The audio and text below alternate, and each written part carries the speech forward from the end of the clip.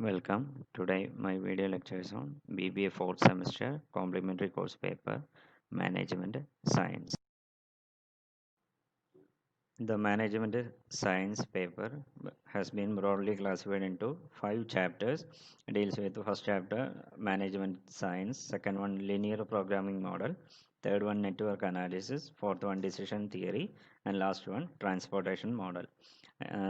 In this first chapter, Management Science, the main contents of this chapter are as follows.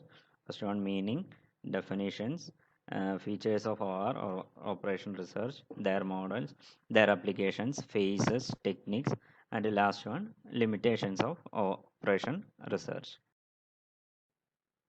Management science is the application of methods of science to complex problems arising in the direction and management of large system of man, machine, material, and money in industry, business, government, and defense.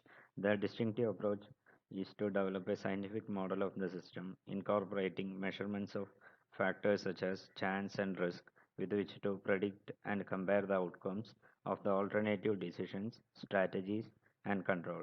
The purpose is to help management determine its policy and actions scientifically. Management science is synonymous with operation research. Operation research provides a quantitative technique or a scientific approach to the executives for making good decisions for operation under control. It provides a scientific approach to problem solving for executive management.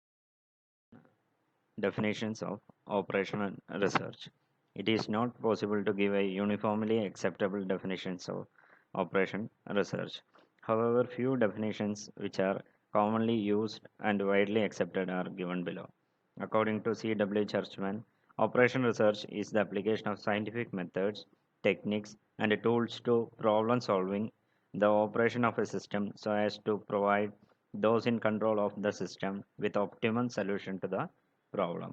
According to our Society of America, operation research is concerned with scientifically deciding how best to design and operate man-machine systems, usually under conditions requiring in the allocation of scarce resources.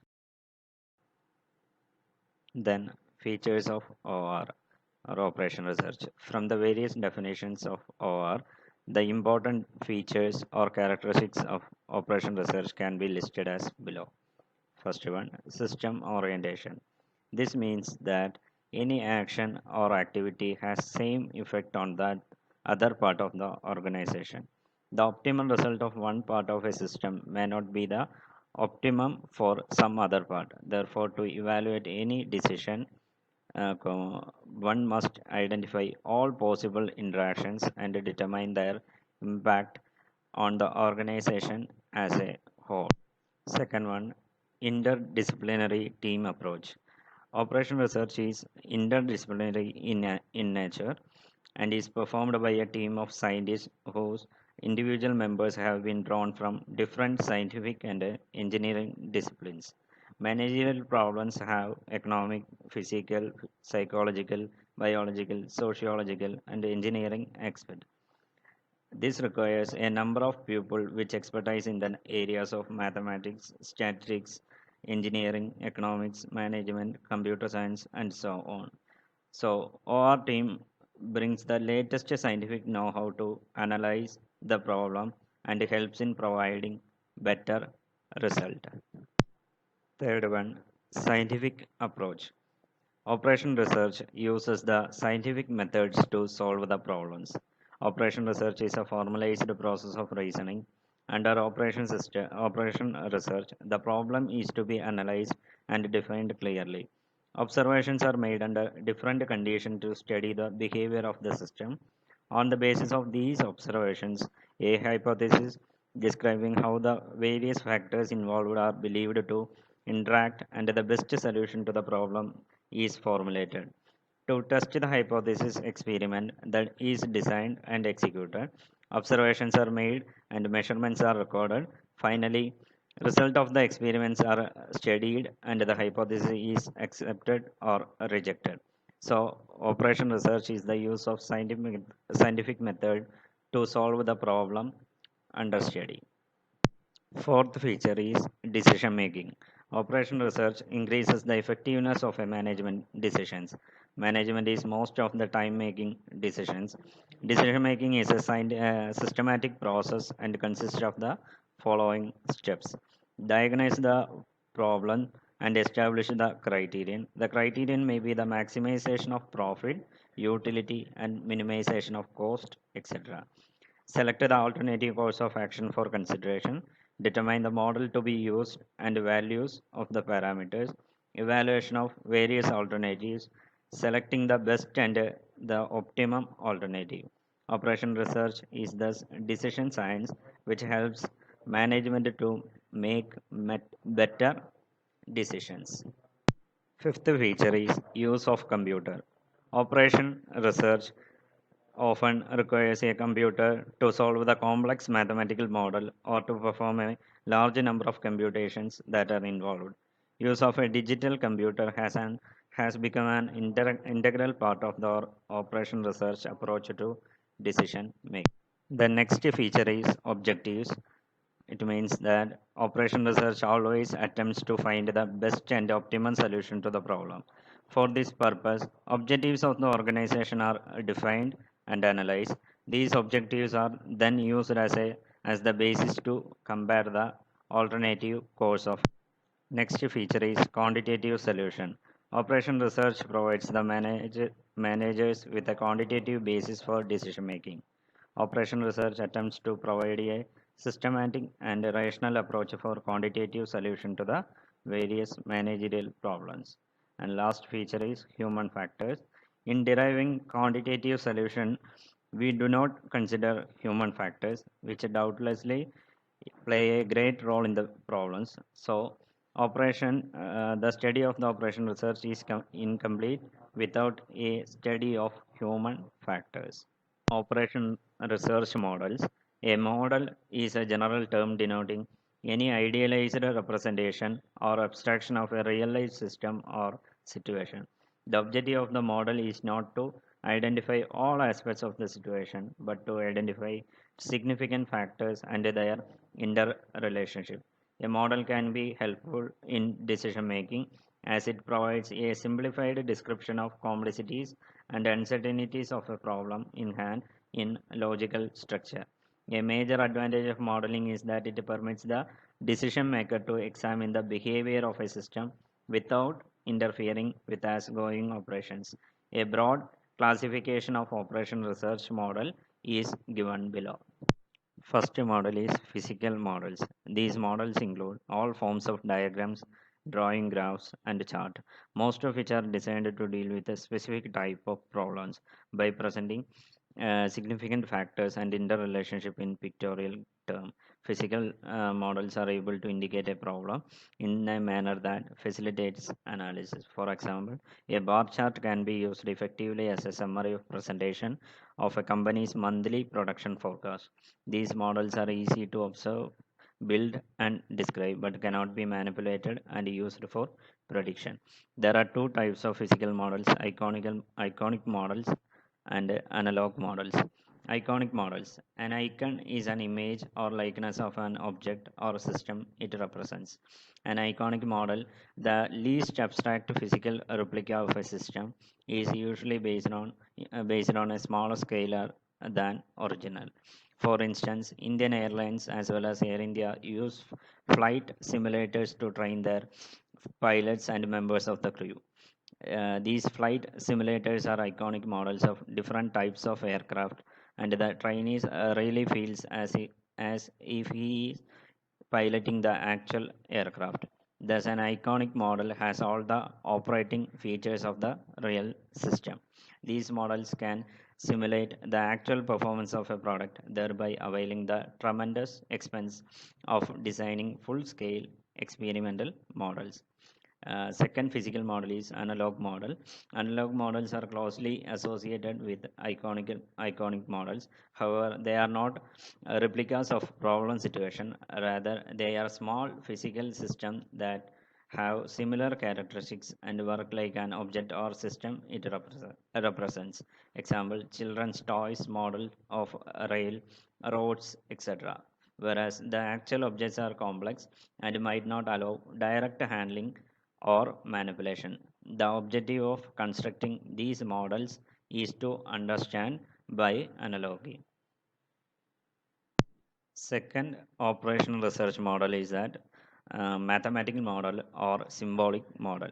Symbolic model employ a set of mathematical symbols to represent the decision variable of the system under study. These variables are related together by mathematical equations. In other words, equations are mathematical model commonly used in operational research. Simply, demand curve in economics is a symbolic model predicting buyers' behavior at different price levels. Similarly, profit and loss statement and budget for next year are both symbolic models. Profit and loss account is just reproduced on one sheet of paper and it is summarizes the result of a year but does not recreate every action which took place during the year. Following are the examples of mathematical models which have been applied to business and industry: allocation model, routing model, queuing model, simulation techniques, a replacement model, Markov analysis, sequencing model, competitive model, dynamic programming model, decision theory, goal programming. These are the important mathematical model or symbolic model. Third operation research model is classified by nature of environment.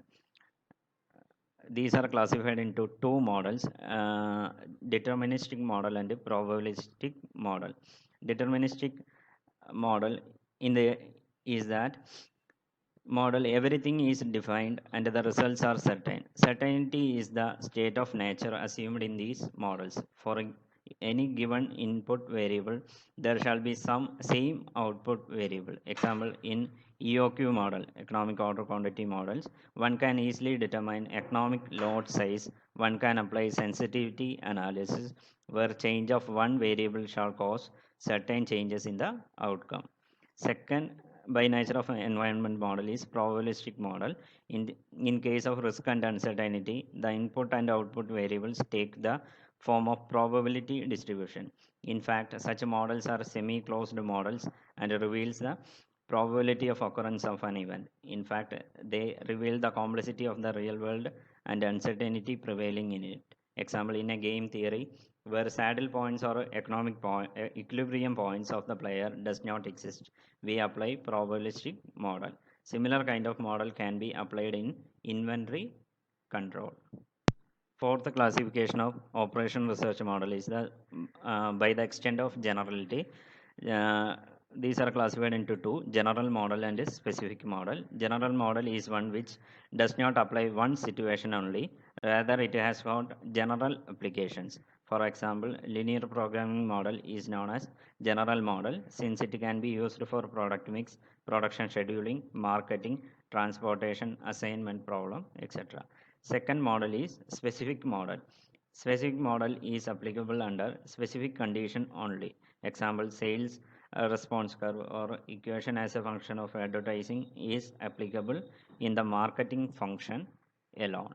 Then typical applications of operation research. Although the completed list of operation research techniques and their applications would fill volume itself, the following is an abbreviated set of applications to show how widely these techniques are used today.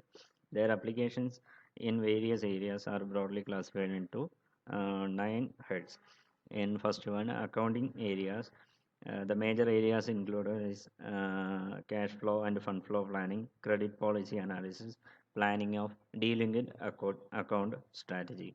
In construction areas, allocation of resource to project, determination of deployment of proper workforce, project scheduling, monitoring, and control. In facilitates planning, factory size and location design, hospital planning, international logistic system design, estimation of number of facilities required, transportation, loading and unloading, warehouse location decision. The application in finance areas, dividend policy decision, investment decision, portfolio analysis. In manufacturing areas, inventory control, projection marketing balance, production scheduling, production smoothing. In marketing area, advertising budget allocation, product introduction timing, selection of product mix, customers' preference, etc. In organization behavior area, personnel selection and planning, scheduling of training programs, skills balancing, recruitment of employees.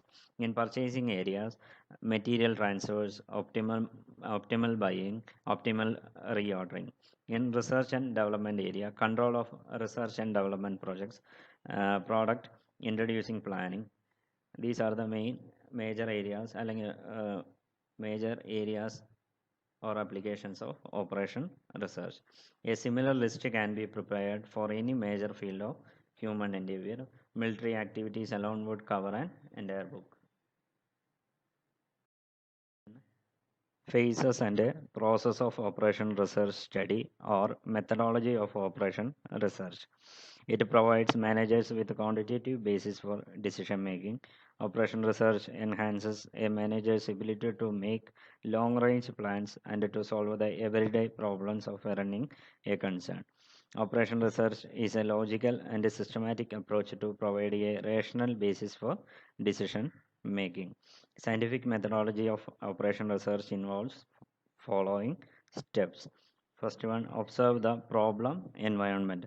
The first step in the scientific methodology of operation research is to observe the problem environment. The operation researcher shall pay visit, attend conferences, and send observation and do the research work, and in this way succeeds in getting sufficient information to formulate the problems.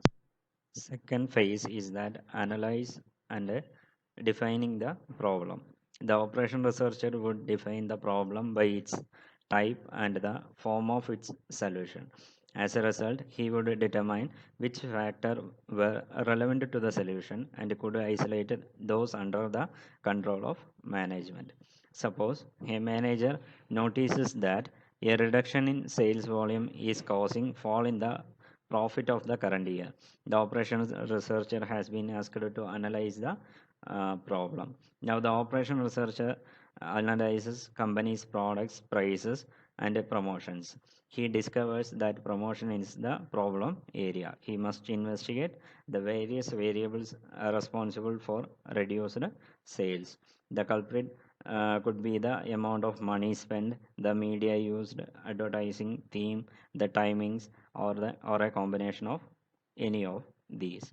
Notice the methodology adopted by the operational researcher. He has isolated the problem area, and secondly, he has formulated the problem as an interconnected series of factors within the control of management.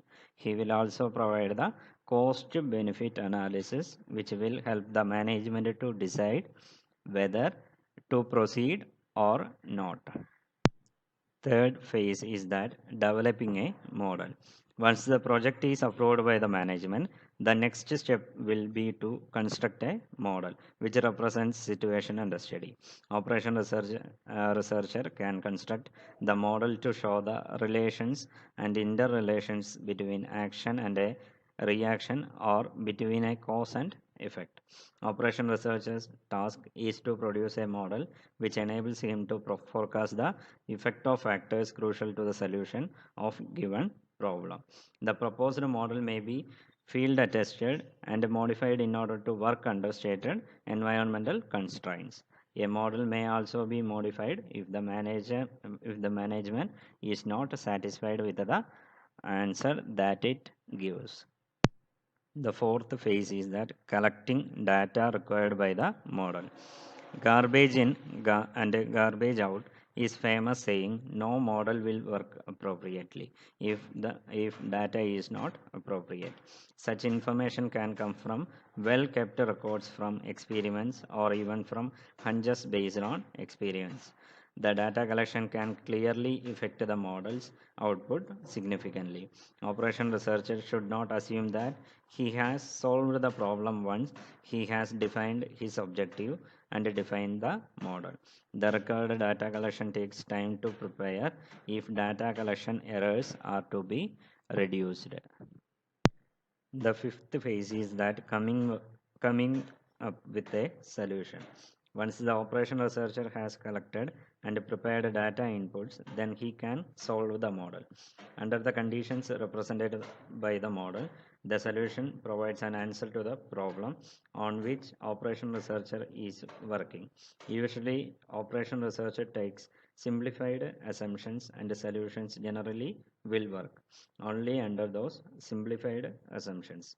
Therefore, once operation researcher has given a solution, try altering the inputs and the model and watch what happens to the output. Therefore, it is recommended to apply sensitivity test to discover not only the magnitude of these reactions but also to their directions. The sixth phase is that qualifying the models and the solution. The next step for the operation research is to explain its findings to the management. It is his important duty to specify those conditions under which the solution can be used. He should also point out that any weaknesses so that management will know what risk they are taking when they are going to employ the model to generate result. He should also specify the limits within which the results obtained from using the model are valid and define those conditions under which model will not work. And the last phase is that implement the solution. Implementation of the solution obtained in previous step is the last step before operation research process. In operation research, the decision making is scientific, but implementation of decision involves so many behavioral issues. Therefore, implementing authority has to resolve the behavioral issues. He has to sell the ideas of use of operation research not only to the workers but also to the superiors. Distance between management and operation research scientists may offer a lot of resistance. The gap between one who provides a solution and one who wishes to use it should be eliminated. To achieve this, operation research scientists as well as management should play a positive role. A properly implemented solution obtained through operation research technique result in improved working and wins the management support. Techniques or tools of operation research. An operation research may use the following techniques. This is not exhaustive because still more and more techniques can be added in the set list. First one, linear programming. This technique is used to find a solution for optimizing a given objective. Objectives may be maximizing profit or minimizing cost. Objective function and boundary conditions are linear in nature. Linear programming techniques solve the product mix and distribution problems of enterprises. Linear programming techniques used to allocate scarce resources in an optimal manner in problem of scheduling, product mix, etc. It consists of an objective function which is same measure of effectiveness like profit, loss or return and investment and several boundary conditions putting restrictions on the use of resources. Second technique is that sequencing model. Models have been developed to find a sequence for processing jobs so that the total elapsed time for all the jobs will be a minimum. The models also help to resolve the conflict between the objectives of maximizing machine utilization and complying with predetermined delivery dates. Third model or a technique or tool, waiting line model or queuing model. This theory deals with the situations in which queue is formed. There are different types of situations in which queue is formed. Example, customers waiting for service, machines waiting for a repairman, and aircrafts waiting for landing strips, etc. Waiting line theory aims at minimizing the overall cost due to servicing and waiting. On the other hand, if queue become long, there will be a cost due to waiting of units in the queue. This technique is used to analyze the feasibility of adding facilities and to assess the amount and the cost of waiting time. These calculations then can be used to determine the desirable number of service facilities. Next tool or technique is that decision theory and game theory. Decision theory is primarily concerned with the decision making under the conditions of risk and uncertainty. However, the theory of games is concerned with the decision making under conflict. Hence, the both decision theory and game theory assist the decision maker in analyzing problems with numerous alternative course of action and consequences.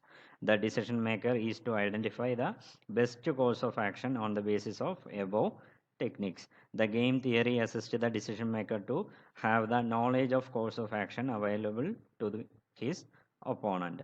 In decision theory, we use decision tables and decision trees which can be used to graphically represent and solve decision making problem. Next tool is that transportation problems. Transportation problem deals with the transportation of a product from a number of sources with a limited supplies to, to a number of destinations which specified demands at the minimum total transportation cost. In other words, it is special procedure for finding the minimum cost for distributing homogeneous unit of a product from several point of sources to a number of points demand destinations. The main objective of transportation is to schedule shipments from sources to destination in such a way as to minimize the total transportation cost. Next tool is an assignment problem. The assignment problem is a special type of linear programming problem. It deals with allocating various resources or items to various activities on a one-to-one basis in such a way that the time and cost involved in minimizes one. Sale or profit is maximized. Example, manager may like to know which job should be assigned to which a person so that all jobs can be completed in the shortest possible time. Similarly, in a marketing setup, by making an estimate of sales performance for different territories, one can assign a particular salesman to a particular territory with a view to maximize overall sales. And last tool or technique we have discussed, network analysis. The network models are a very popular and widely used quantitative technique. This model helps the managers to plan, schedule, monitor, and control large projects such as construction of a building, making a ship, or planning for a space flight. The network analysis helps the managers to determine the total project completion time, probability that a project will be completed by a certain date, least cost way of shortening total project completion time, etc. Program evaluation and review technique PERT, critical path method CPM, and other network techniques such as Gantt chart come under network analysis. Here we discussing the last topic in this chapter, limitations of operation research. Operation research has certain limitations. However, these limitations are mostly related to the problems of model building and the time and money factors involved in its application rather than its practical utility. Some of them are as follows. First one, magnitude of computations. Operation research tries to find out the optimum solution taking into account all the factors. In the modern society, these factors are enormous, and expressing them in quantity and establishing relationship among these required complicated calculations which can only be handled by the machines. These are the first limitation. Second limitation is non-quantifiable factors. Operation research provides a solution only when all elements related to a problem can be quantified. All relevant variables do not lend themselves to quantification. Factors which cannot be quantified find no place in operation research model. In operation research, do not take into account qualitative factors or emotional factors which may be quite important. Third limitation, gap between manager and operation researchers. Operation research being specialist job requires a mathematician or a statistician who might not be aware of the business problem. Similarly, a manager fails to understand the complex working of operation research. Thus, there is a gap between the two. Management itself may offer a lot of resistance due to conventional thinking. Fourth limitation is money and time cost. When the basic data are subjected to frequent changes, incorporation them into operation research model is a costly affair. Moreover, a fair good solution at present may be more desirable than project operation research solution available after some time. Last limitation is implementation. Implementation of decision is a delicate task. It must take into account the complexities of human relations and behavior. Sometimes resistance is offered only due to psychological factors.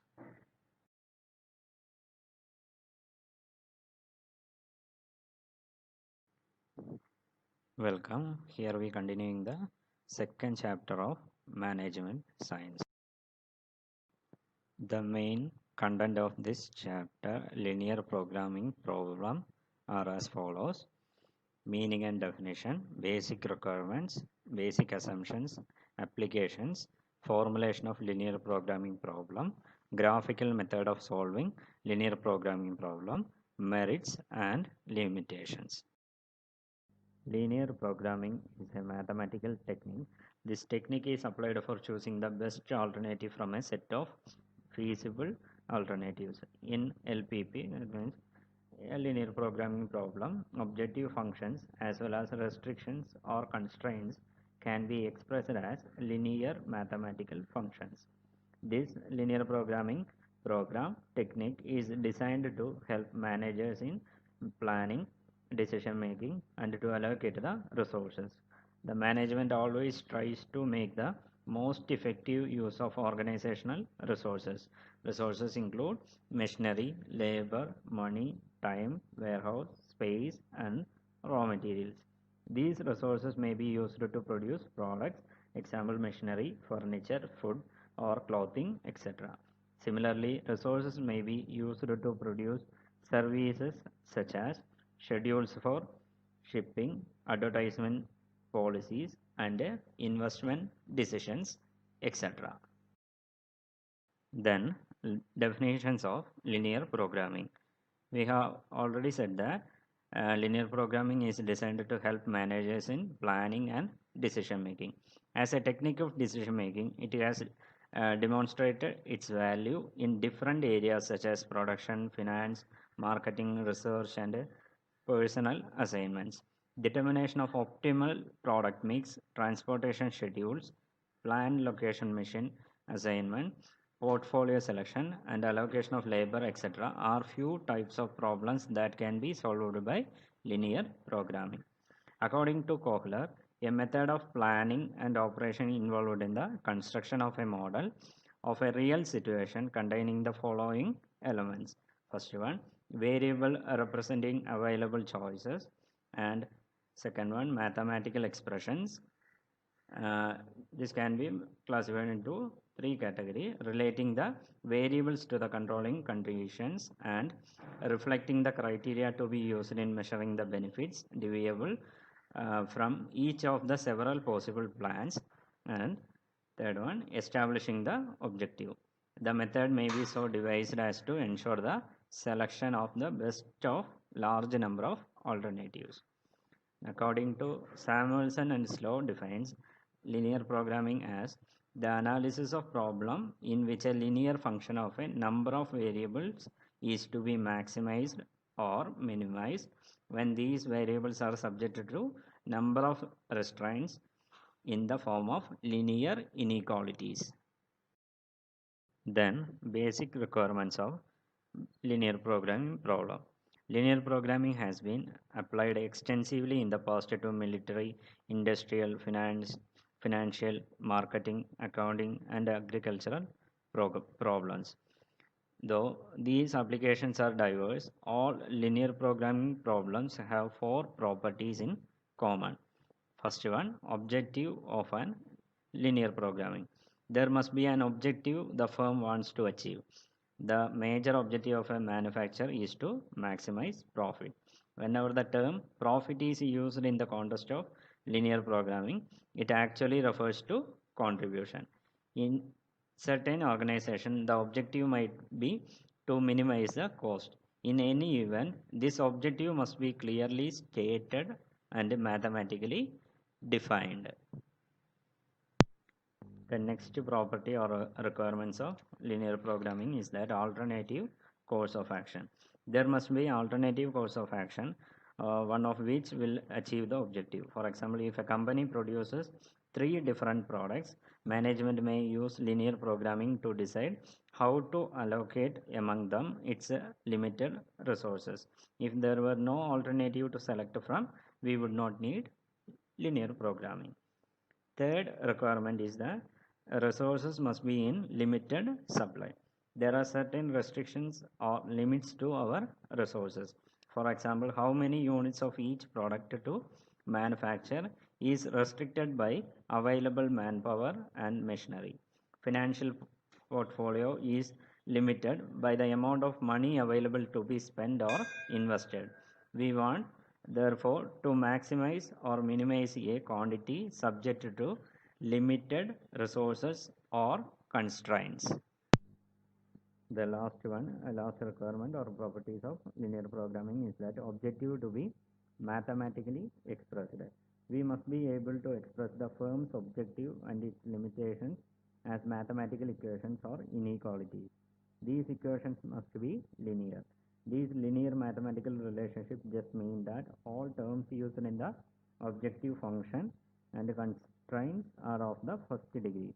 Hence, the equation 2x plus 5y is equal to 10 is an acceptable linear function. But an equation like 2x square plus 5y square plus 2xy is equal to 10 is not linear because the variable is x is squared, the variable y is cubed, and two variables appear again as a product of each other. Here we differentiate the difference between equation and inequalities. Equations are represented by the well-known equal sign. By inequalities, we mean that not all linear programming constraints need be of the form of x plus y is equal to c.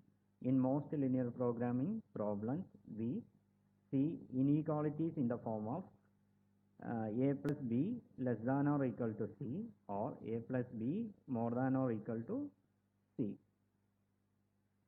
Most constraints in a linear programming are expressed as inequalities. These equations set upper or lower limits. These do not express exact equalities. Thus, these equations permit many possibilities. Then, basic assumptions of linear programming. Following are the basic assumptions. Technically, these are additional requirements for an linear programming problem. First one, conditions of certainty. It means that numbers in the objective and constraints are known with certainty and do not change during the period of being studied. In real applications, the certainty assumption is seldom satisfied precisely. Linear programming models usually are formulated to select some future course of action. Therefore, the parameter values used would be based on prediction of future conditions, which inevitably introduces some degree of uncertainty. For this reason, it is usually important to conduct sensitivity analysis after a solution is found that is optimal under the assumed parameter values. Second basic assumption is that linearity or proportionality. We also assume that proportionality exists in the objective and constraint. This means that if production of one unit of product uses 6 hours, then making 10 units of that product uses 60 hours of the resources. Third assumption is that additivity. It means that total of all activities equals the sum of each individual activity. In other words, there is no interaction among all the activities of the resources. Fourth assumption is the divisibility. We make the divisibility assumption that solution need not be involve numbers or integers. Instead, they are divisible and make take any fractional value if product cannot be produced in fraction. An integer programming problem exists. Fifth assumption is that non-negative variable. In linear programming problems, we assume that all answers or variables are non-negative. Negative values of physical quantities are an impossible situation. You simply cannot produce a negative number of cloth, furniture, computers, etc. Sixth assumption is that finiteness. An optimal solution cannot be computed in the situation where there are infinite number of alternatives, activities, and resource restrictions. And the last assumption is that optimality. In linear programming problems, maximum profit solution or minimum cost solution always occurs at a corner point of the set of the feasible solution. Then applications of linear programming methods. Linear programming is a technique for optimization or making most effective use of given condition.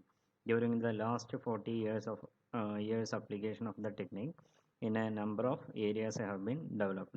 Some important situations where it is very popular are: first one, agriculture application. Linear programming can be applied in agriculture planning. Example, allocation of limited resources such as acreage, labor, water supply, working capital, etc. in a way so as to maximize net revenue. Second area is a military application. It includes the problem of selecting weapons system against the enemy. Third one, production management. This includes product mix. A company can produce different products, each of which requires the use of limited production resources.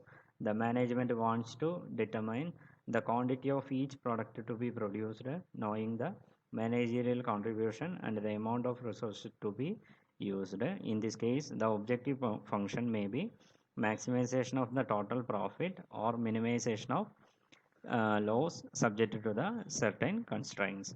Second one, production planning. This deals with the determination of the minimum cost of production over the planning period. Fourth application is that the portfolio selection programs.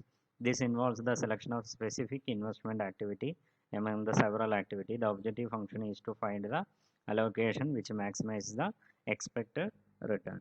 A portfolio selection problem arises whenever a given amount of money is to be allocated among several investment opportunities. The portfolio selection problem is quite general in the sense that it can exist for individuals, trust fund managers, or corporations. The components of the portfolio can be bonds, saving certificates.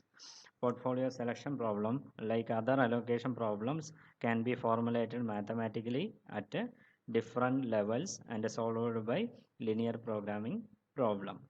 Fifth application is that blending problem. When product can be made from a number of available raw materials of various composition and prices, then such problem is called a blending problem in LPP, linear programming program. Last one, the diet problem. The diet or feed mix problem arises whenever the manager is to determine that optimum combination or program of diet of feed mix which will satisfy specified nutritional requirements and minimize the total cost of purchasing the diet. Topic is solution procedure of linear programming problem. The solution procedure of linear programming problems is iterative. For this, first a mathematical model is developed.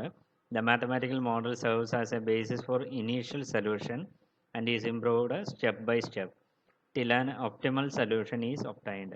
In case there are two variables, the constraints and the objective function, both can be plotted on a graph.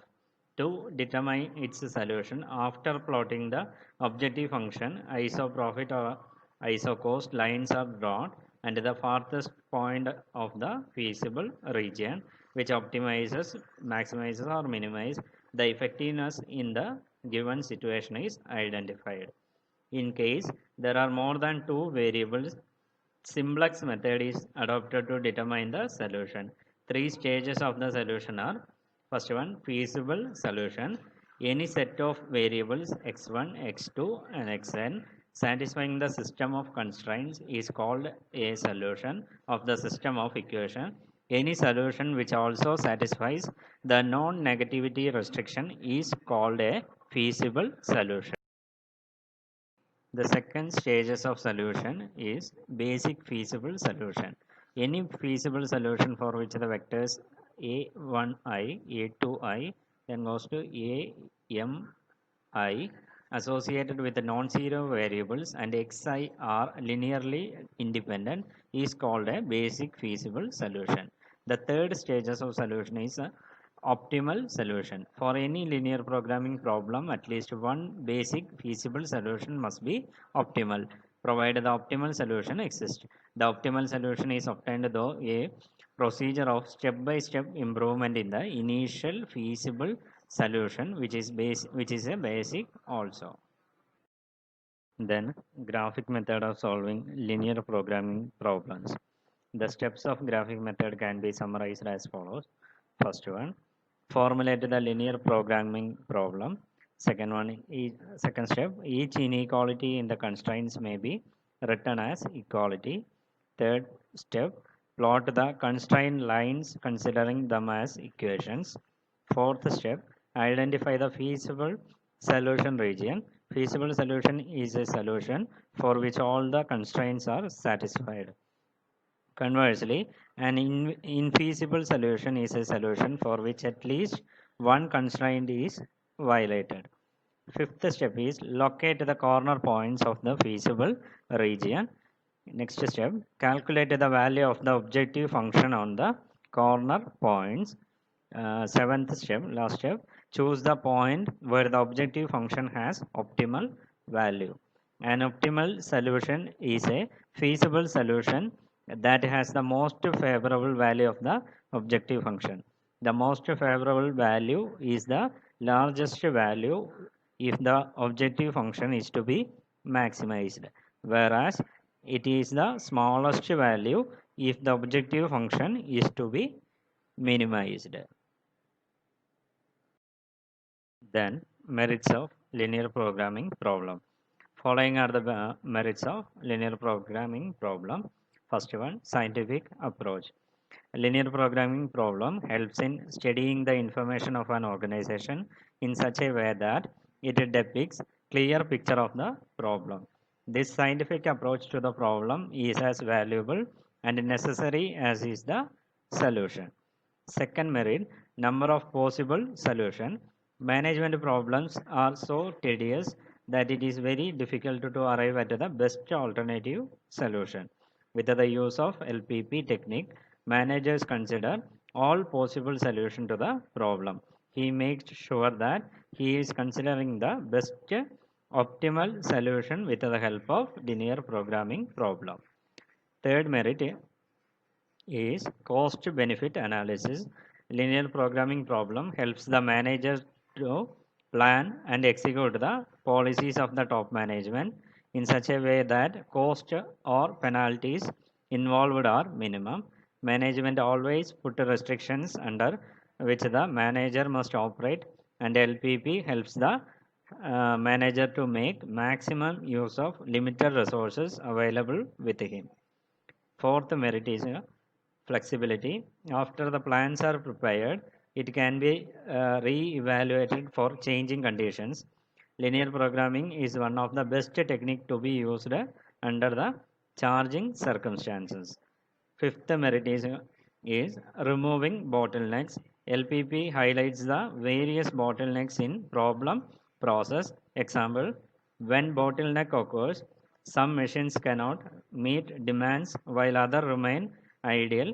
Linear programming problem helps to remove all such bottlenecks. Sixth merit, optimum use of scarce resources.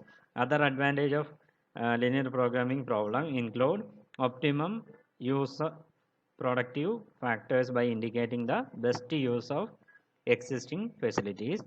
Last point, allocation of scarce resources. To allocate the scarce resources in such a way that profit is maximized or cost is minimized is one of the important objective of linear programming problem. It provides a solid base from which allocation of scarce resources can be made. Then limitations of LPP method.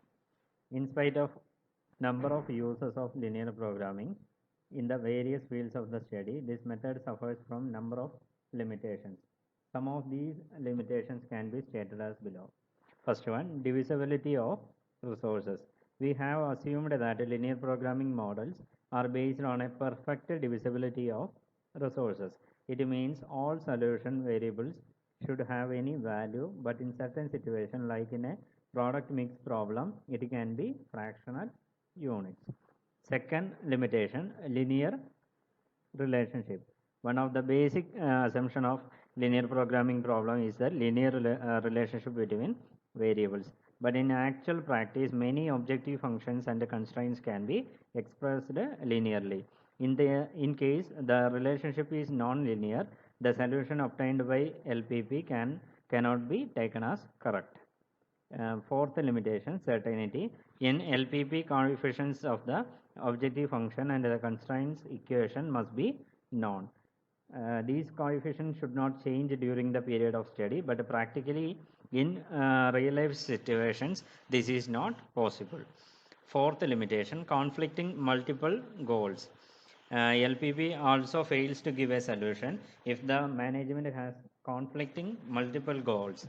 In LP models, linear programming models, there is always one goal which is expressed in the objective function, that is either maximizing the profit or minimizing the cost. If there are multiple goals, then such a situation can be solved by goal programming. Fifth limitation, time effect. Linear programming models do not consider the effect of time. The solution to the problem are good in case of static situation, not in case of dynamic situation. Sixth limitation, complexity. If there are large number of variables and constraints, then formulated mathematical model become complex. Its solution involves large number of calculation and iterations which can be solved with the help of computers only.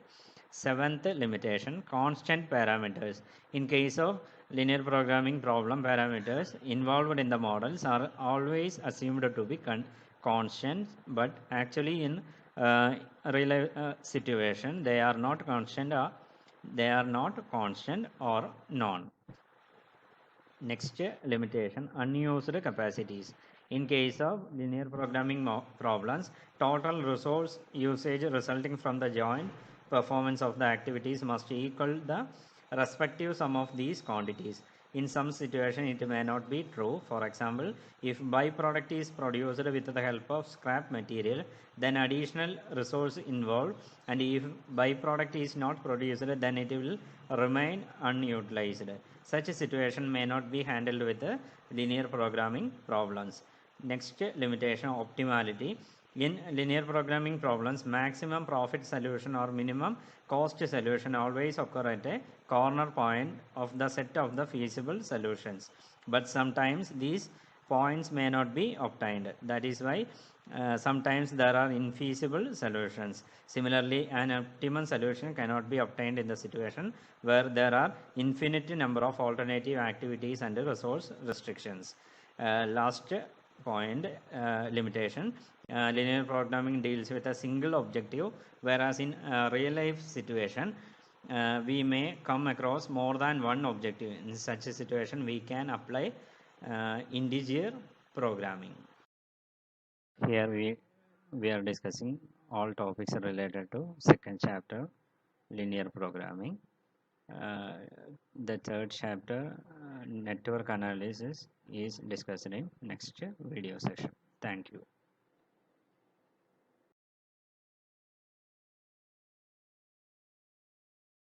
Welcome. Today we are discussing the third chapter of management science, that is network analysis. The main contents of this chapter, network analysis, are described below. First one, introduction, objectives of network analysis, terminology or concepts used, rules or guidelines to frame a network, network techniques, that is PERT and CPM, program evaluation review technique and critical path method, comparison between PERT and CPM. Network analysis is the general name given to certain specific techniques which can be used for the planning, management, and control of projects. Network analysis is a vital technique in project management. A complex project data is broken down into its component part, activities, events, durations, etc., and plotting them to show their interdependencies and interrelationships. A network analysis is a generic term for a family of related techniques developed to aid management in the planning and control of projects. These techniques show the interrelationship of the various jobs or tasks which make up the overall project and clearly identified the critical parts of the project. They can provide planning and control information on the time, cost, and resource aspect of a project. The main objective of network analysis is to establish the overall completion time of project by calculating what is known as the critical path. Then objectives of network analysis. Almost any large project can be subdivided into series of smaller activities that can be analyzed with a PERT, program evaluation review technique. The following are the main objective of the network. The first objective is that helpful in planning. Network analysis is powerful tool for planning, scheduling, and controlling. Second objective is that interrelationship of various activities. Network analysis creates interrelationship and interdependence of various activities of project or a program. This relationship helps in bringing out the technological interdependencies of the various activities. At the same time, it helps in integrating the project planning. Third objective, cost control. In certain cases, we can measure cost of delay in the completion of the project. This cost can be compared to the cost of the resources required to carry out the various activities at various speeds. Their total cost can be calculated and minimized. The fourth objective is minimization of maintenance time. Network analysis helps the management to minimize the total maintenance time. If the cost of production overhead is very high, then it may be economically justifiable to minimize the maintenance time regardless of high resource cost. Fifth objective, reduction of time. Sometimes we have to arrange existing resources with a view to reducing the total time for the project rather than reducing cost. Sixth objective, control on ideal resources.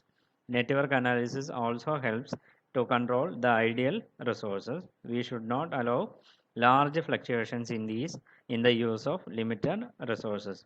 We should other to our scheduled cost and time. For example, if we need 30 plumbers for first and last week of 10 weeks project, but only 10 plumbers will be required for the rest of the intervening period.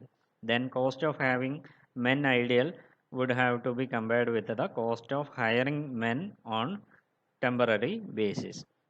Last objective, avoiding delays, interruptions.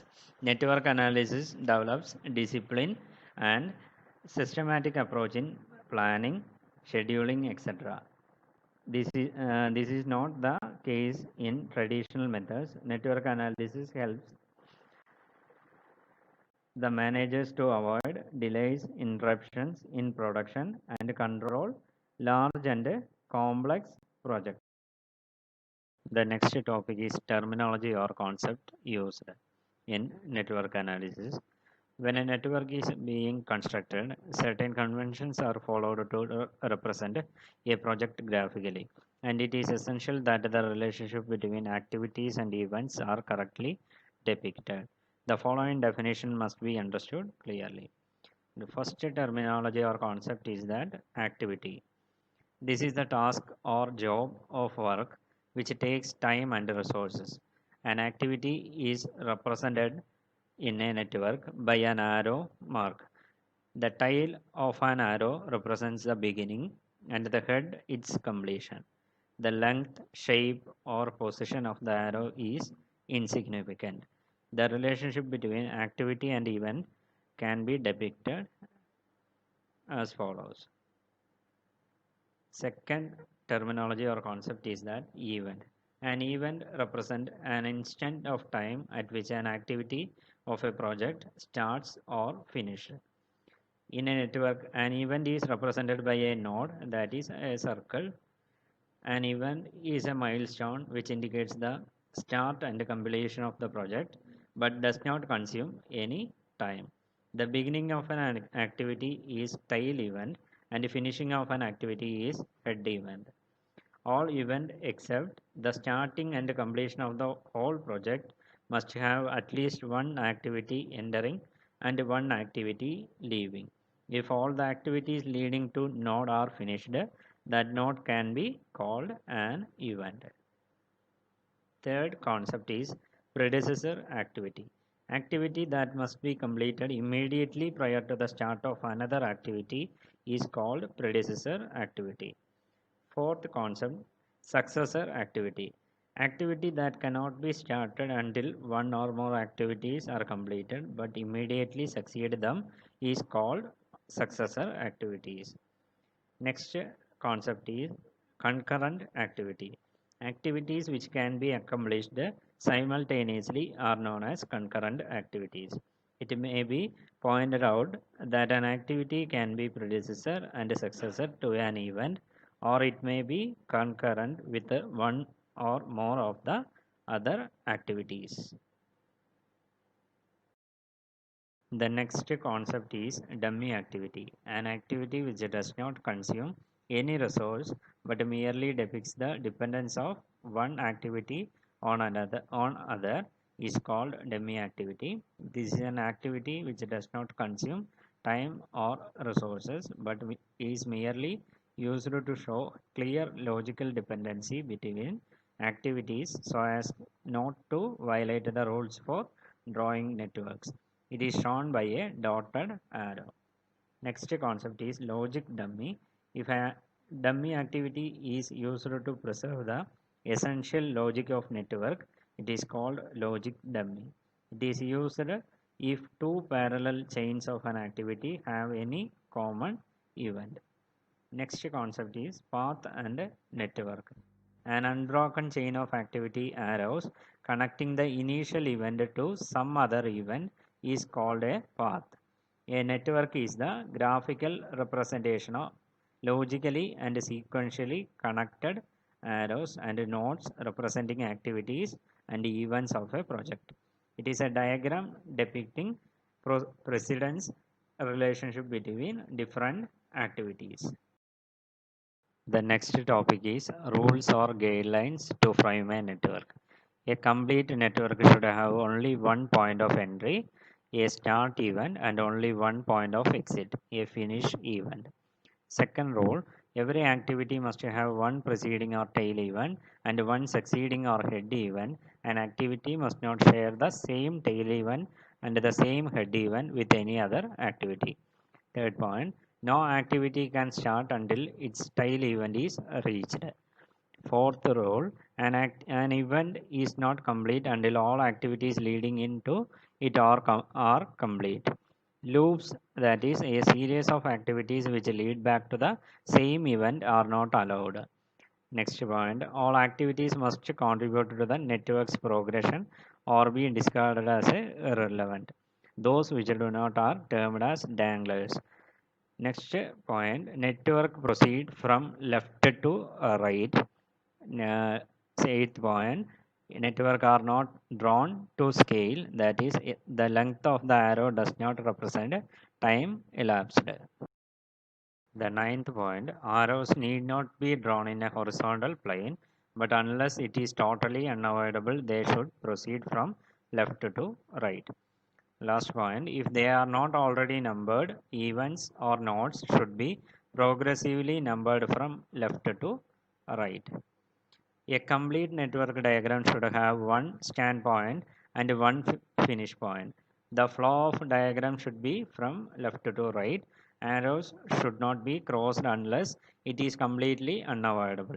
Arrows should be kept straight and curved or bent. Angle between arrows should as large as possible. Each activity must have a tail or a head event. No two or more activities may have same tail and head events. Once the diagram is complete, the node should be numbered from left to right. It should then be possible to address each activity uniquely by its tail and head event. The example of network diagram is depicted here. Next topic is network techniques. The main network techniques are critical path method (CPM) and program evaluation review technique. But first point, critical path method or CPM. Critical path method is a deterministic model. It assumes that both the time to complete each activity and the cost of doing so is known with a certainty.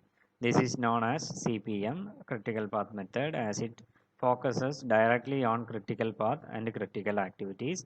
Scheduling of activities is done in such a way that critical activities cause no delay to project. Rather, time requirement to these activities is reduced by inducing additional resource to complete the project before normal times. Next topic is steps in CPM for project planning. These are classified into six. First one, specify the individual activities. Second one, determine the sequence of those activities. Third one, draw a network diagram. Fourth one, estimate the completion time for each activity. Fifth one, identify the critical path. That means longest path through the network. Last point, update the critical path method diagram as the project progresses. Then, important terms used in critical path method. First one, critical path. Those activities which contribute directly to the overall duration of the project constitute critical activities. The critical activities form a chain running through the network, which is called a critical path. The critical path is the longest path in the network from the starting event to ending event and defines the minimum time required to complete the project. The critical path is denoted by darker or double lines. Second term, critical event. The slack of an event is the difference between the latest and earliest event's time. The events with the zero slack time are called as critical events. Third one, critical activities. All the activities on the critical path are called bottleneck activities or critical activities. Critical means the delay in the completion of one or more of these activities and will cause delay in the completion date of the project. Hence, such activities require special attention of the project manager because of the following reasons. First one, critical path is important as its length determines the minimum time required for the completion of the project. Second one, critical path is shown by arrow in network. Those activities which must be performed more rapidly for the purpose of attaining stipulated project completion time. Third point, any delay in activity on the critical path shall cause delay in the completion of the project. It means a delay of 1 day of any of the critical activity shall cause 1 day delay in the completion of the project. However, if such a delay is of non-critical activities, it may not disturb the project completion date. However, extent of delay of the non-critical activities must be known in advance so as to achieve the ultimate completion or stipulated time for the of the project. Last point, advanced planning and improvement along with the critical path may cause another path to become critical. By highlighting the critical activities or bottleneck activities, the management is helped to spot the potential bottlenecks and avoids unnecessary pressures on the other parts which will not cause any delay in the project completion. To determine the duration of individual activities, the 4 activity times are to be computed. First one, earliest start time. The earliest time at which the activity can start, given that its precedent activities must be completed first. Next one, earliest finish time. It is equal to the earliest start time for the activity plus the time required for completing the activity. Third point, latest finish time. The latest time at which the activity can be completed without delaying the project. Last one, latest start time. It is equal to the latest finish time minus the time required to complete the activities. The next topic is float. Float is the amount of time by which a completion of an activity could be delayed beyond the earliest expected completion time without affecting the overall project duration time. Types of float. These are classified into three. First one, total float. The total float of an activity is the difference of its latest start and earliest start times, or the difference of its latest finish and earliest finish time. The total float is computed by using any of these formula. Total float is equal to latest finish time of an activity minus earliest finish time of an activity, or latest start time of an activity minus earliest start time of an activity, or latest allowable time for activity minus earliest expected time for event minus duration of an activity. Second one, free float. This is the time by which an activity may be delayed or extended without delaying the start of any succeeding activity. Free float is computed by using any of these formula. Free float is equal to earliest start time of succeeding activity minus earliest finish time of an activity for which free float is being calculated, or latest finish time minus earliest finish time for the activity, or total float minus head event slack. Slack time means the slack time for an activity is the time between its earliest and latest start time, or between its earliest and latest finish time. Slack is the amount of time that an activity can be delayed past its earliest start or earliest finish without delaying the project. The third one, independent float. Independent float is that portion of the total float within which an activity can be delayed for start without affecting floats of the preceding activity. This has been computed by using this formula. Independent float is equal to earliest start time of succeeding activity minus latest finish time for preceding activity, whole minus duration of activity for which independent float is being calculated, or free float minus tail event slack.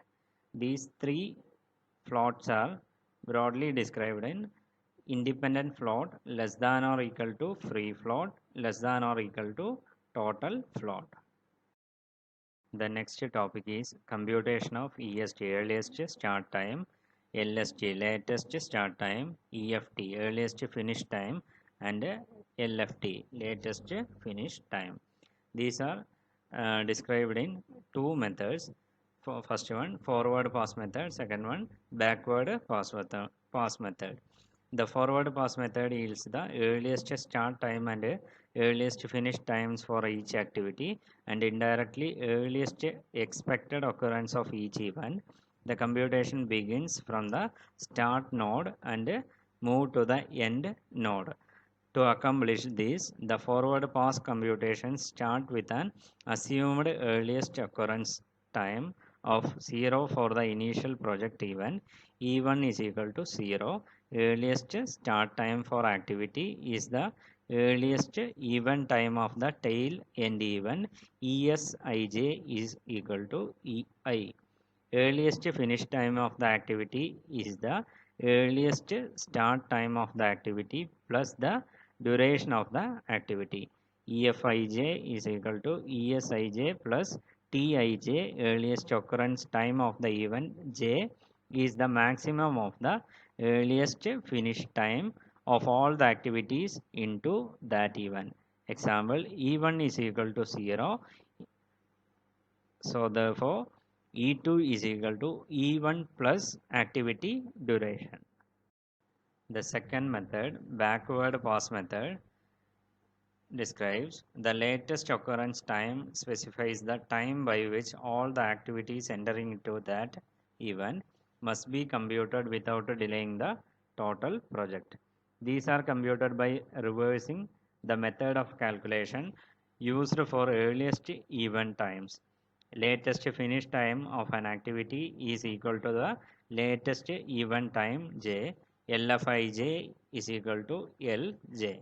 Latest start time of an activity is given by latest completion time minus activity time. LSIJ is equal to LFIJ minus TIJ. Latest event time for event is the minimum of the latest start time of all activities originating from that event. For example, L10 is equal to 20. Therefore, L9 is equal to 20 minus activity duration. The next network technique is program evaluation and review technique, PERT. PERT is a management technique in which we try to exercise logical disciplines in planning and controlling projects. PERT is designed for scheduling complex projects that involve many interrelated tasks. It improves planning process because it forms planner to define the project's various components of activities. It provides a basis for normal time estimates and it allows for some measure of optimism or pessimism in estimating the completion date. PERT system, program evaluation and review technique system, is preferred for those projects or operation which are of non-repetitive in nature or for those projects in which a precise time determination for various activity cannot be made. In such project, managements cannot be guided by the past experience. For example, the projects of launching a spacecraft involves work never done before. For such research and development project, the time estimates made for use may be little more than the guesses. PERT system is best suited for such a project. The program evaluation and review technique, commonly abbreviated PERT, is a statistical tool used in project management that is designed to analyze and represent the task involved in completing a given project. It shows sequence of tasks which a task can be performed simultaneously, permits determination of the critical path for the individual task to be completed on time in order for the project to meet its completion deadline. And time estimates in PERT, program evaluation review technique. There are three time estimates. First one, optimistic time T0 is the minimum time an activity is expected to take if good luck prevails and everything goes right in the first instance. There should be only a small probability, say 1 by 100, of this occurring. Second one, most likely time TM. The most likely time an activity is expected to take most often when it is repeated under similar circumstances. Third one, pessimistic time denotes TP. This is the time an activity would take assuming unfavorable condition. The probability of the event being completed in the pessimistic time again is less, say 1 by 100. To find the expected time denotes TE. For an activity, the beta distribution weights the estimate as follows. Expected time denotes TE is equal to T0 plus 4Tm plus Tp divided by 6. Then variance is calculated is equal to Tp minus T0 divided by 6 whole square. The next topic is comparison between program evaluation and review technique and critical path method. First one, PERT is a project management technique whereby planning, scheduling, organizing, coordinating, and controlling uncertain activities are done. CPM is a statistical technique of project management in which planning, scheduling, organizing, coordination, and control of well-defined activities takes place. Second one, PERT is a technique of planning and control of time, unlike CPM, which is a method to control cost and time. While PERT is evolved as a research and development project, CPM evolved as a construction project. PERT is a set of according to events, while CPM is aligned towards activities. A deterministic model is used in CPM. Conversely, PERT uses a probabilistic model. There are three time estimates in PERT, that is optimistic time T0, most likely time Tm, and pessimistic time Tp. On the other hand, there is only one time estimate in CPM, critical path method. PERT technique is best suited for a high precision time estimates, whereas CPM is appropriate for a reasonable time estimate. PERT deals with the unpredictable activities, but CPM deals with the predictable activities. PERT is used where the nature of the job is non-repetitive. In contrast to CPM involves the job of repeated in nature. There is a demarcation between critical and non-critical activities in CPM, which is not in the case of PERT. PERT is best suited for research and development project, but CPM is for non-research project like construction project. Crashing is compression technique applied to CPM to shorten the project duration along with the least additional cost. The crashing concept is not applicable to PERT technique. Here we are discussing all topics related to this chapter, network analysis. The next chapter, decision theory, is discussed in later section. Thank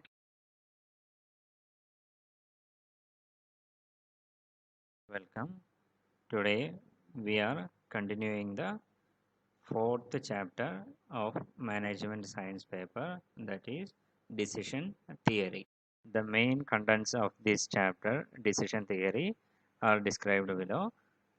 First one, introduction. Second one, components. Third one, types of decision theories. Next, decision tree diagram and game theory. The decision theory is a technique used for decision making in uncertain conditions or situation. Decision theory provides a rational framework for choosing between alternative course of action when the consequences resulting from this choice are imperfectly known. Two streams of thought serve as the foundation: utility theory and the inductive use of probability theory. The statistical decision theory tries to reveal the logical structure of the problem into alternative course of action, states of nature, possible outcomes, and likely payoffs from each such outcome. The statistical decision theory, also known as Bayesian decision theory, in the present context refers to an optional choice under condition of uncertainty. In this case, probability theory has a vital role.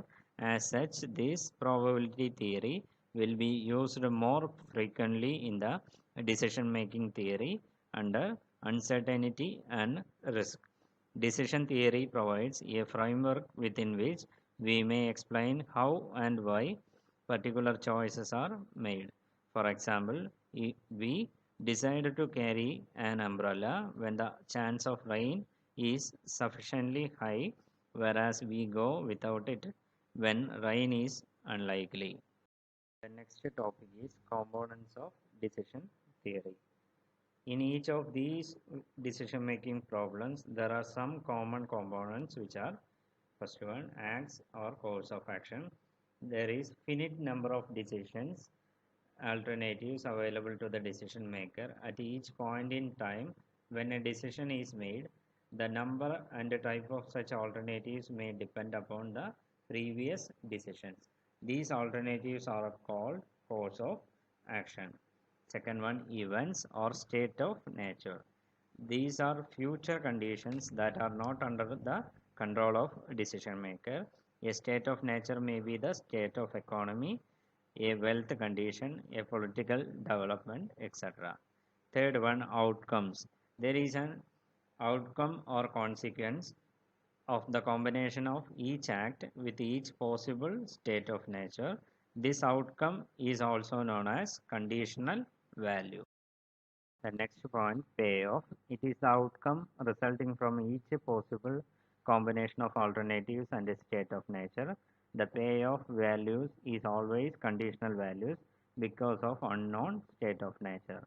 Next, component, utility. Utility of each outcome is also a quantitative expression, but it takes the preference of the individual decision maker. Next component, regret or opportunity loss. The difference between the highest possible profit for a state of nature and the actual profit obtained for the particular action taken is known as opportunity loss. The next topic is types of decision models. The aim of the decision theory is to guide the decision maker in choosing the best course of action. Depending upon the available information about the occurrence of various state of nature and environment, the decision model may be classified in the following types. First one, under condition of certainty. Under this condition, there is one payoff for each strategy. The payoff represents the degree of achievements of the objective. Hence, the largest payoff is chosen and the corresponding strategy is selected. For example, suppose a person desires to deposit rupees 10,000 for a certain period. Bank deposit gives 9.75%. Unit Trust of India offers 10.5%, and government bonds rate is 9.5%. All the investment are fully secured, then surely investment in Unit Trust of India is the best choice. The second decision model is under conditions of risk. There would be more than one state of nature, but the probabilities of their occurrence are known on the basis of past experience. The strategy which gives the maximum payoff is selected. There are mainly two methods used to find decision under risk: expected monetary value and expected opportunity loss criterion. Expected monetary value, it is the weighted sum of possible payoff for each alternative. This has been computed by using formula. Expected monetary value is equal to conditional profit or losses into multiplied by corresponding probability of each state of nature. The third decision model is under the condition of uncertainty. We do not have a set of probabilities for the state of nature. Therefore, for each alternative, only payoff or utilities are known, but nothing is known about the likelihood of each state of nature. The problem becomes more complex, and the personality of the decision maker plays an important role in this selection of the strategy. The decision maker faces problem when he desires to introduce new plant of production. A number of decision criteria have been provided for decision making under such a state of nature. Each of these criteria makes an assumption about the extent to which a decision maker is an optimist or pessimist. There exists another criterion for a decision maker who compromises between optimism and pessimism. Hence, decision criteria under uncertainty depends on the attitude of the decision maker. The following decision criteria are generally followed. First one, maximin criterion. The strategy which gives the highest minimum payoff will be chosen. The basic rationale behind this criterion is that pessimism is not irrational under the state of uncertainty. The idea is to avoid the worst in this criterion. the motive of self-preservation is considered. Second criterion is maximax criterion. If the decision maker is an optimist by nature, he would always think that the state of nature would be the best from his point of view. He will find out the expected payoff of all the strategies and pick up the strategy which gives the maximum payoff out of all the strategies. He will always think that the state of nature would be favorable. The third decision criteria is minimax regret criterion. When the criterion is in terms of cost or regret, then the decision maker would choose the strategy in which the maximum regret or the cost is the lowest. The regrets have to be calculated for each act with reference to the best payoff of the various alternative act. Fourth decision criteria, Laplace criterion. Under this criterion, when under condition of uncertainty, there is complete ignorance about the probability of the occurrence of state of nature. It is assumed that the probability of the occurrence of each state of nature is the same. After this, the strategy which maximizes the expected payoff is chosen. Fifth decision criteria, subjective expected utility criterion. Under this criterion, not only the knowledge gathered from past experience but also the judgment of the decision maker is taken into account in assigning probabilities to the state of nature. In this criterion, therefore, the expected value will be calculated by taking into account the posterior probability in regard to the state of nature in place of prior probabilities given. The next topic is decision tree. A decision problem may be represented with the help of diagram in the form of a tree for clear and systematic idea. A decision tree is a decision support tool that uses a tree-like graph or model of decisions and their possible consequences, including chance event outcomes, resource cost, and utility. Decision trees are commonly used in operations research, specifically in decision analysis, to help identify a strategy most likely to reach a goal. It is a schematic, tree-shaped diagram used to determine a course of action or show a statistical probability. Each branch of the decision tree represents a possible decision or occurrence. The tree structure shows how one choice leads to the next, and the use of branches indicates that each option is mutually exclusive. The decision tree consists of two types of nodes. First one, decision nodes, commonly represented by squares. Second one, chance node, represented by circle. The decision tree diagram is depicted here. It means that alternative course of action originated from decision node in main branches. Now at the terminal point of decision node, chance node exists from chance event emanate like sub branches.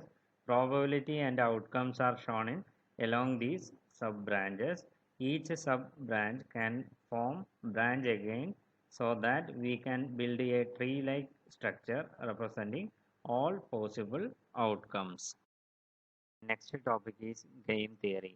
Game theory is a study of strategic decision making. More formally, it is the study of mathematical models of conflict and cooperation between intelligent rational decision makers. Game theory is a branch of mathematics that deals with the analysis of games, that is, situations involving parties with conflicting interests. In addition to the mathematical elegance and a complete solution, which is possible for simple games, the principle of game theory also find application to complicated games such as cards, checkers, and chess, as well as real-world problems as diverse as economics, property division, politics, and welfare. It aims to find optimum solution to the situation of conflict and cooperation under the assumption that players are instrumentally rational and act in their best interest. The basic constituents of any game are its participating autonomous decision makers called players, A game must have two players. The total number of players may be large but must be finite and must be known. Each player must have more than one choice. Next topic is essential features of game theory. A competitive situation is called a game if it has the following features. First one, finite number of competitors. There are finite number of competitors called players. The players need not be individuals. They can be group, corporations, political parties, institutions, or even nations. Second point, finite number of action. A list of finite number of possible course of action is available to each player.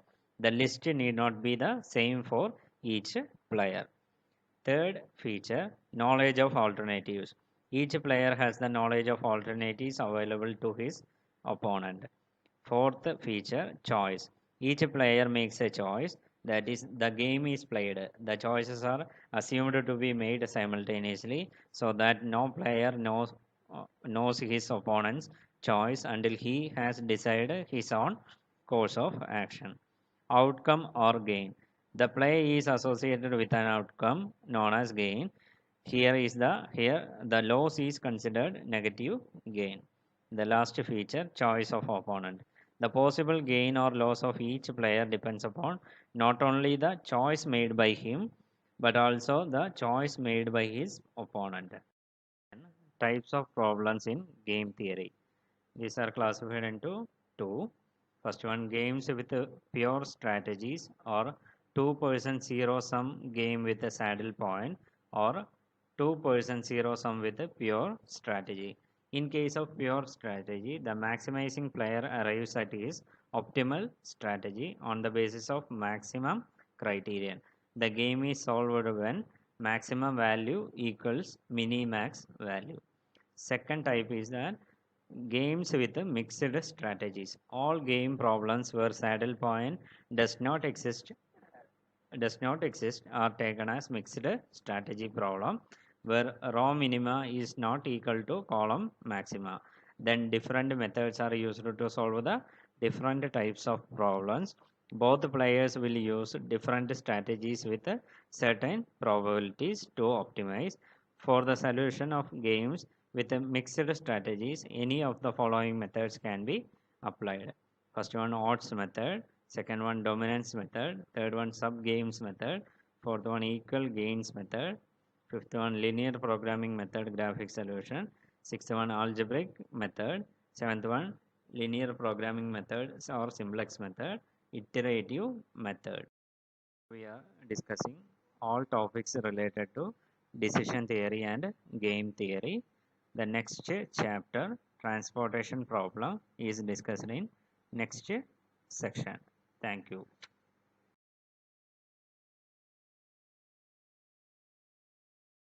Welcome. Here we are continuing the last chapter of management science paper, that is transportation model. In this chapter, transportation model includes introductory part, second one, steps in transportation model, and different types or methods of transportation model. The transportation problem involves determining a minimum cost plan for shipping from multiple sources to multiple destinations. A transportation model is used to determine how to distribute supplies to various destinations while minimizing total shipping cost. In this case, a shipping plan is produced and is not changed unless factors such as supply, demand, or unit shipping cost change. The variables in this model have a linear relationship and therefore can be put into a transportation table. The table will have a list of origins and each one's capacity or supply quantity period. It will also show a list of destinations and their respective demands per period. Also, it will show the unit cost of shipping goods from each origin to each destinations. The model requires a few pieces of information which include the following: origin of the supply, destination of the supply, unit cost to ship. The main objective of a transportation problem is to satisfy the demand destination requirements within the planned capacity constraints at a minimum transportation cost. Source is supply, factory capacity is supply, destination is demand, warehouse requirements can also be called a demand. Next topic is steps to solve a transportation problem. The following are the steps to solve a transportation problem. First one, define the objective function, that is minimization of cost. Second step, set up a transportation table. Third one, develop an initial feasible solution. Fourth one, verify the initial feasible solution is optimum or not. Fifth one, if the solution is not optimal, then modify the allocation. The last step, repeat step and 6 till we get an optimum solution. Next topic is methods to find out initial feasible solution. There are mainly three methods used to find out initial feasible solution. First one, northwest corner method, NWCL, CM. Second one, least cost method, LCM. Third one, Vogel's approximation method, WAM. Next, northwest corner method. It is a simple method to obtain an initial solution. This method does not take into account the cost of transportation on any route of transportation. Steps. First one, start with the cell at the northwest corner of the transportation matrix and allocate commodity equal to the minimum of rim values for the first row and first column. Second step, if allocation done in step 1 is equal to the supply available at the first source, then move vertically down to the cell to 1 in the second row and first column. Third step, apply step 1 again for next allocation. Fourth step, if allocation made in step 2 is equal to the supply available at second source, then move vertically down to the cell 3 and 1. Last step, continue the procedure. Continue the procedure till an allocation is made in the southeast corner cell of the transportation table. Second method is least cost method. Steps included. First one, select the cell with the lowest transportation cost among all the rows or columns of the transportation table. If there are more than two lowest same cost, we can select the cell for allocation arbitrarily among the lowest cost cell.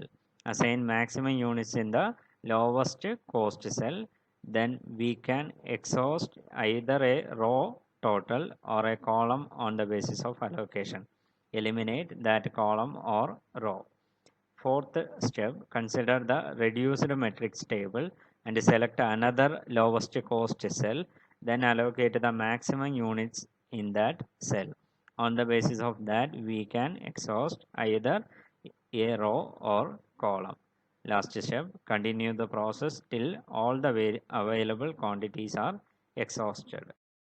The third method to find out the initial feasible solution is Vogel's approximation method.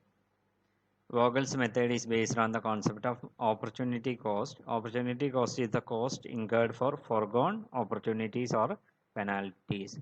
Steps included. First one, find the penalty cost, namely the difference between the smallest and the next smallest cost in each row and column. Second step, among the penalties found in step 1, select the maximum penalty. If there is a tie relate with the maximum penalties, select any one arbitrarily. Third step, from the selected column or row as per step 2, find out the cell which is having lowest cost. As much as quantity must be allocated to this cell by considering the demand and supply. Fourth step, the column or row which is exhausted is to be deleted. The above steps is to be continued till an initial feasible solution is attained. It should be noted that if column is exhausted, then there will be a change in row penalty and vice versa. We discussing all topics related to transportation problem. introductory part, different types and steps in transportation model. Thank you.